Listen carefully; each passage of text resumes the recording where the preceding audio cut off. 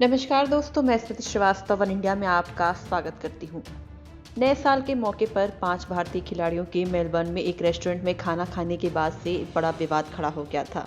इसके बाद रोहित शर्मा, शुभमन गिल, ऋषभ पंत, नवदीप सैनी और पृथ्वी शॉ को क्रिकेट ऑस्ट्रेलिया ने क्वारंटीन कर दिया था। पांचों खिलाड़ियों के आइसोलेट होने के बाद ऑस्ट्रेलियाई मीडिया में ये बातें की जाने लगी थी कि इन खिलाड़ियों के अलावा टीम के नियमित कप्तान विराट कोहली और ऑलराउंडर हार्दिक पांड्या ने भी पिछले महीने कोरोना प्रोटोकॉल का उल्लंघन किया था। इस बीच इस मुद्दे पर सिडनी के उस दुकान के मालिक का बड़ा बयान सामने आया है जिसकी दुकान पर दोनों क्रिकेटर शॉपिंग करने गए थे। बता दें, इस मुद्दे पर सिडनी में बेबी शॉप के मालिक नाथन पोंगरास ने साफ तौर पर कहा है कि विराट और हार्दिक ने किसी भी तरह का कोरोना प्रोटोकॉल का उल्लंघन नहीं किया था और सोशल डिस्टेंसिंग का अच्छे से पालन किया था।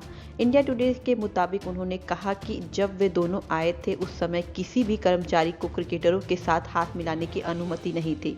इसके साथ ही उन्होंने ये भी कहा कि जब कोहली और पांड्या दुकान पर आए थे तब न्यू साउथ वेल्स में कोई प्रतिबंध नहीं था।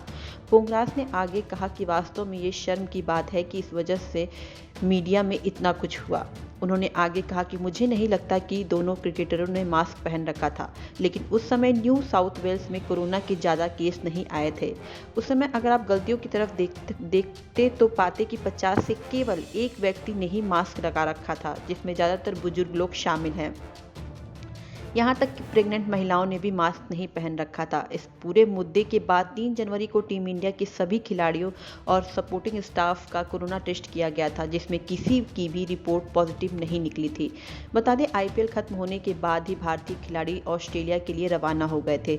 बेबी विलेज नाम के इंस्टाग्राम अकाउंट पर दोनों भारतीय क्रिकेटरों की पिछले साल 7 दिसंबर को फोटो शेयर की गई थी, जहां दोनों बच्चों के लिए शॉपिंग करने गए थे। जहां पांड्या वनडे और T20 सीरीज खेलने के बाद भारत लौट गए थे, वहीं कप्तान कोहली पिछले टेस्ट के बाद पैटर्निटी लीव पर घर वापस आ गए थे।